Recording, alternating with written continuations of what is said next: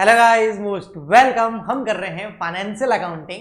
Financial accounting के अंदर हमारा चैप्टर चल रहा है ब्रांच अकाउंटिंग। ब्रांच अकाउंटिंग का आज का लेक्चर नंबर 5th है, यानी कि 4 लेक्चर मैं पहले अपलोड कर चुका हूँ, आई होप आपने देखे होंगे। हम कर रहे हैं डिपेंडेंट ब्रांचेस की अकाउंटिंग, और इसके मैंने 4 मेथड बताए थे आपको, जिसमें हम ब्रांच अकाउंटिंग मेथड कर चुके हैं, branch stock and debtor method भी कर चुके हैं। आज के लेक्चर के अंदर हम मेथड नंबर 3 को समझेंगे और इसका न्यूमेरिकल क्वेश्चन मैं आपको कराकर ही समझाऊंगा, और ये है memorandum trading and PNL account method. इसके बाद फिर नेक्स्ट लेक्चर के अंदर हम distinction between wholesale and retail method समझेंगे। उसके बाद हमारा डिपेंडेंट ब्रांच का अकाउंटिंग कंप्लीट हो जाएगा। देखिए, जो memorandum trading and PNL account method है, जो आज हम इसका एक न्यूमेरिकल क्वेश्चन भी सॉल्व करेंगे। तो ये देखिए, आपको यहां पर वर्ड दिख रहा है ना, trading and profit and loss account. इस फाइनेंशियल अकाउंटिंग को जब मैंने स्टार्ट किया ना, तो बेसिक लेवल से स्टार्ट किया था। तो उसमें हमने सबसे पहले अकाउंटिंग का इंट्रोडक्शन समझा, फिर हमने जर्नल एंट्रीज करनी सीखी, फिर सब्सिडरी बुक्स, लेजर, फिर trial balance and then final account यानी कि फाइनेंशियल स्टेटमेंट, और वो भी विद एडजस्टमेंट समझे हमने। इसी चैनल पर पूरी प्लेलिस्ट बनी हुई है। उसके बाद फिर हम आगे बढ़े, है ना। तो जो फाइनेंशियल स्टेटमेंट मैंने आपको करवाए थे एक सोल प्रोप्राइटरशिप के, उसमें trading account and PNL account कैसे प्रिपेयर किया जाता है, क्या होता है ये फाइनल अकाउंट, कैसे बनाए जाते हैं, इनसे कैसे gross profit net profit calculate किया जाता है, वो ऑलरेडी मैं सिखा चुका हूं। तो ये ट्रेडिंग और पीएनएल वही है, कोई बड़ा चेंज नहीं है, बस थोड़ा सा चेंज जरूर होगा, वो मैं आपको क्वेश्चन कराते टाइम बता दूंगा। ठीक है, तो trading account and profit and loss account वही अकाउंट है, वही फॉर्मेट है जो हम financial statement of sole proprietorship बनाते टाइम बनाते हैं। ओके जी, ये क्वेश्चन है आपके सामने। क्वेश्चन में क्या लिखा हुआ देखिए, Sharma and company of Delhi. तो भैया दिल्ली के अंदर हेड ऑफिस है, कंसाइन करती है गुड्स इट्स टू पटना। तो पटना में क्या हो गया, इसकी branch with advice of effect. अब ये इफेक्ट बाद में देखते हैं, पहले हम यहां पर बनाते हैं भाई। हमारा एक तो है हेड ऑफिस जो कि दिल्ली के अंदर है, ठीक है, और हमारी ब्रांच कहाँ है, हमारी ब्रांच है इसकी पटना के अंदर। हेड ऑफिस है दिल्ली में और ब्रांच कहाँ है, पटना। ओके, अब यहां पर देखो, दिल्ली से पटना जो है गुड्स क्या किया जाएगा, सेंड किया जाएगा, ठीक है, और फिर पटना ब्रांच क्या करेगी, उस गुड्स को आगे क्या करेगी, सेल करेगी। बस ये चीज ध्यान रखना। अब ये जो माल यानी कि जो गुड्स सेल किया जाएगा वो कैसे किया जाएगा, कैश में चेक किया जाएगा, क्रेडिट में किया जाएगा, या गुड्स सेंड किया जा रहा है हेड ऑफिस से ब्रांच को किस प्राइस पे किया जा रहा है, वो सब समझते हैं। अब यहां बोला हुआ है an effect of cash sale at invoice price. अब देखो, ये कह रही है हेड ऑफिस ब्रांच को कि मैं तुमको गुड्स भेजूंगी, लेकिन उस गुड्स को जब तुम आगे सेल करोगे, और अगर तुम उसको सेल करते हो किस पर, कैश प्राइस पर, मतलब कैश सेल करते हो, तो कैश सेल तुमको करनी है इनवॉइस प्राइस पर। कैसे करनी है, इनवॉइस प्राइस पर करनी है, और इनवॉइस प्राइस क्या है वो ये खुद बता रहा है ना। और क्रेडिट सेल कैसे करनी है, एट द लिस्ट प्राइस पर। तो इस बार 2 प्राइस है, एक इनवॉइस प्राइस है और एक कैश प्राइस भी है। तो जो इनवॉइस प्राइस है उस पर कैश सेल करनी है, और अगर आपको क्रेडिट सेल करनी हो, क्या करनी हो, क्रेडिट सेल करनी हो, तो क्रेडिट सेल आप किस प्राइस पे करेंगे, क्रेडिट सेल आप करेंगे लिस्ट प्राइस पर। एक नई प्राइस बताइए, लिस्ट प्राइस। ये कोई रॉकेट साइंस नहीं है, बहुत इजी है, अभी समझ में आ जाएगा आपको। ठीक है, तो बस आप बने रहना लेक्चर के अंदर, ठीक है। With a condition of 15% cash discount for promote payment. क्यों, देखो क्रेडिट सेल करेंगे ना तो उधार सेल होगी। उधार सेल का मतलब क्या हो गया कि सामने वाले से पैसा लेना है, जिसको हम कस्टमर या डेटर बोलते हैं। और अगर कस्टमर या डेटर आपको पैसा नहीं दे रहा है टाइम पे, तो आप उसको 15% तक डिस्काउंट भी दे सकते हो, ताकि वो फटाफट पेमेंट कर दे आपको। अब आगे चलते हैं, लिस्ट प्राइस क्या है। लिस्ट प्राइस के बारे में बोल रखा है, इज 50% अबाउ कॉस्ट, यानी कि कॉस्ट में 50% जोड़ोगे तो क्या आ जाएगा, लिस्ट प्राइस। सर कॉस्ट कितनी, तो एज्यूम कर लेते हैं हमारी जो कॉस्ट है वो है 100, उसमें 50% जोड़ दो तो क्या आ गया, लिस्ट प्राइस कितनी आ गई, 150। Got it.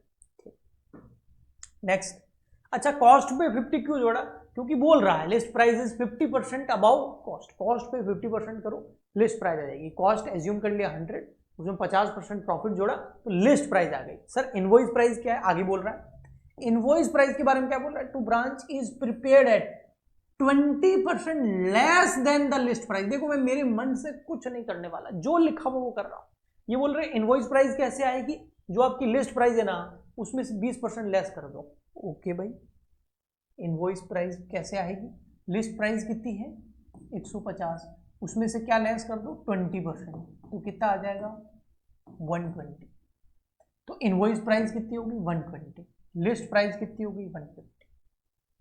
बस ये दोनों प्राइस ध्यान रखना। जैसा क्वेश्चन है बोला कॉस्ट में 50% जोड़ो लिस्ट प्राइस आएगी, तो मैंने वो कर दिया। फिर बोल रहा है लिस्ट प्राइस में से 20% लेस कर दो तो इनवॉइस प्राइस आएगी। यानी कि 100 रुपए का गुड्स 120 रुपए में कैश में बेचा जाता है, क्योंकि फटाफट पैसा आ रहा है तो प्रॉफिट कम भी चलता है। लेकिन अगर कोई उधार खरीदता है तो उसको वही गुड्स 150 रुपए में मिलेगा, क्योंकि पैसा देरी से आएगा। और उसके बाद 15% डिस्काउंट देख के भी फायदे में रहती है कंपनी उधार सेल में। आगे करते हैं। अब बोल क्या रहा है, prepare trading and PNL account. देखो ट्रेडिंग एंड पीएनएल अकाउंट बनाने हैं 31 दिसंबर 2018 को ईयर एंड हो रहा है, यानी कि कैलेंडर ईयर फॉलो हो रहा है, और प्रॉफिट एंड लॉस कैलकुलेट करना है। सारे चीजें आपको दे रखी है, अमाउंट दे रखे हैं, तो फटाफट से हम ट्रेडिंग एंड पीएनएल का बना देते हैं फॉर्मेट।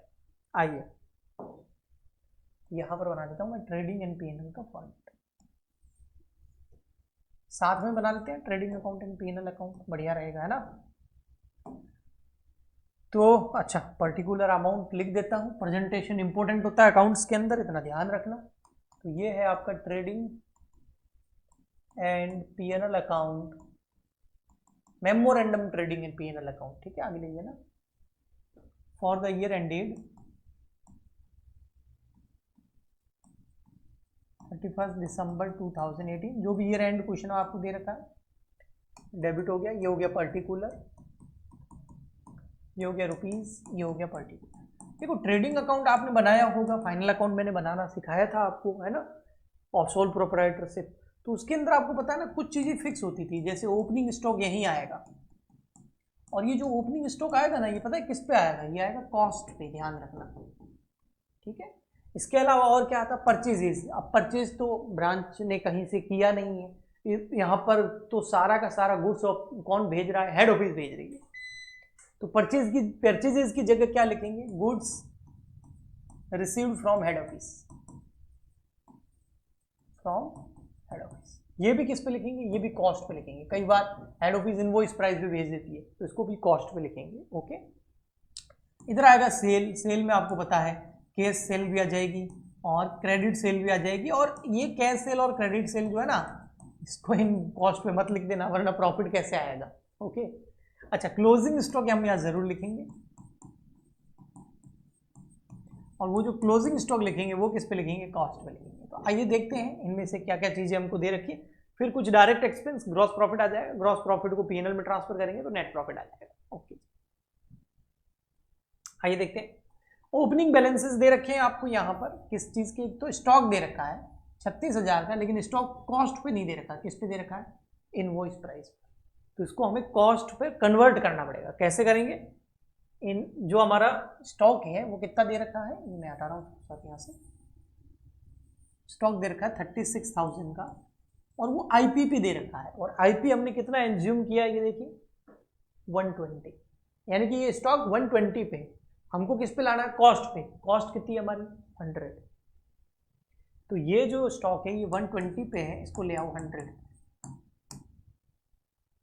शायद 30,000 देख लेते हैं।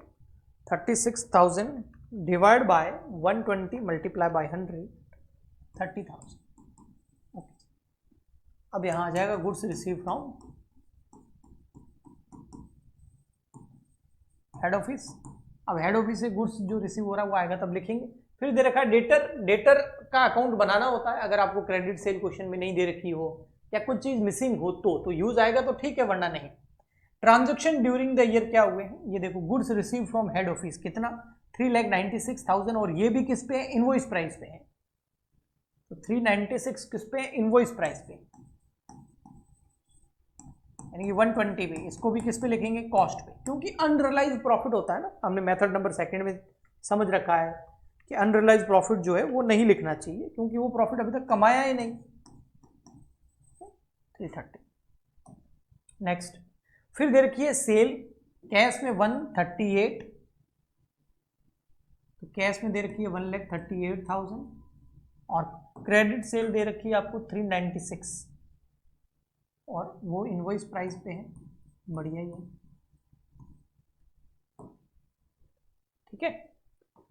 396 है, नहीं सॉरी, कैश सेल दे रखी है 138 और क्रेडिट सेल दे रखी है 3 लाख, यस, क्योंकि क्रेडिट सेल तो लिस्ट प्राइस पे है ना, वैसे किसी पे भी हो ना, सेल को तो उसी प्राइस पे लिखना होता है, सेल में हमें कोई प्रॉफिट कॉस्ट नहीं लेनी होती है, वरना प्रॉफिट कैसे आएगा, सिंपल सी बात है।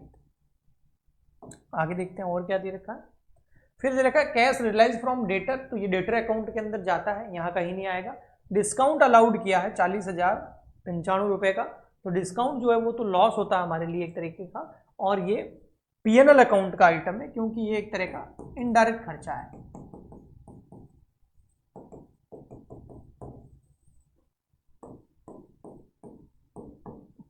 नेक्स्ट आगे बढ़ते हैं, और क्या दे रखा है।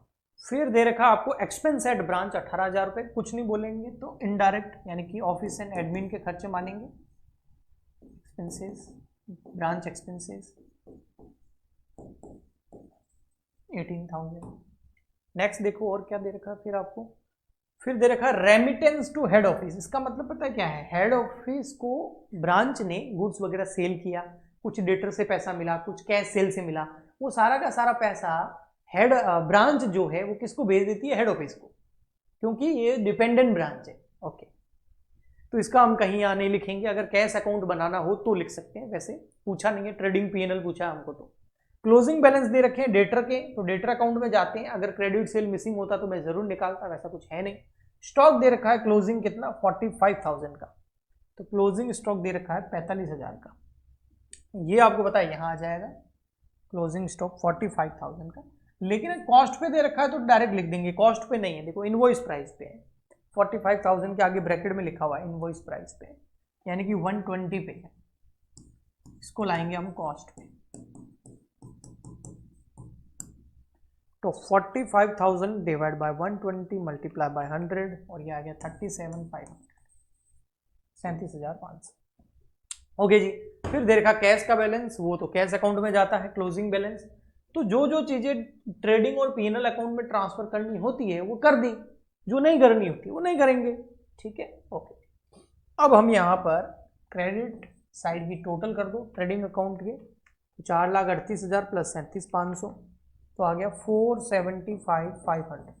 इसमें से आप डेबिट वाले चीजें लेस कर दो, एक्सपेंस दे नहीं रखे थे, हाँ इनडायरेक्ट दे रखे थे, वो पीएनएल में चले गए, ट्रेडिंग अकाउंट के कोई भी एक्सपेंस जैसे वेजेस, कैरीज इनवर्ड नहीं दे रखा था, तो ओके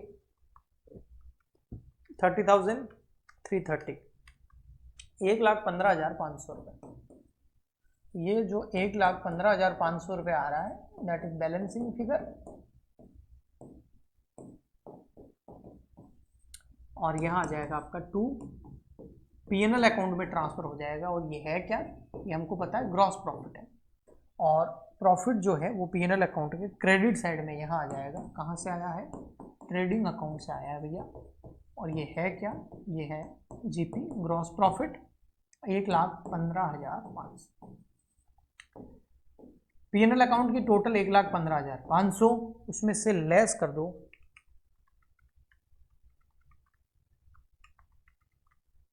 तो आ जाएगा प्रॉफिट आपका, यानी कि नेट प्रॉफिट, जो कि कैपिटल में जाके ऐड होता है 57,405, ये आया बैलेंसिंग फिगर से, ठीक है। तो इसी के साथ में ये हमारा हो गया कौन सा method, memorandum trading and PNL account method.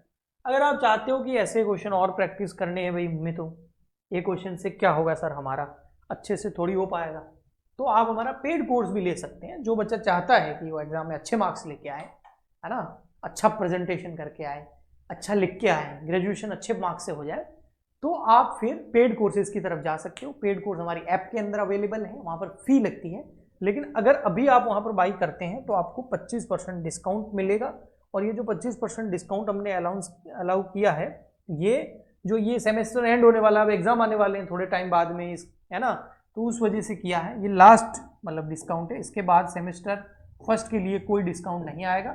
CWG 25 लिखोगे तो सीधा 25% लेस हो जाएगा, लगभग 700-800 रुपये का डिस्काउंट आपको मिल जाएगा। ओके जी, ठीक है। ऐप का लिंक इस वीडियो के नीचे डिस्क्रिप्शन बॉक्स में, आप चाहे तो डाउनलोड कर सकते हैं। इसके अलावा अगर आप फ्री में पढ़ना चाहते हैं तो फिर यूट्यूब पे रहिए, यूट्यूब पे पढ़िए, क्लासेस आती रहेगी और आप खुद मेहनत कीजिए। हम मिलते हैं नेक्स्ट लेक्चर में। आज के लिए इतना ही, तब तक के लिए goodbye and thank you.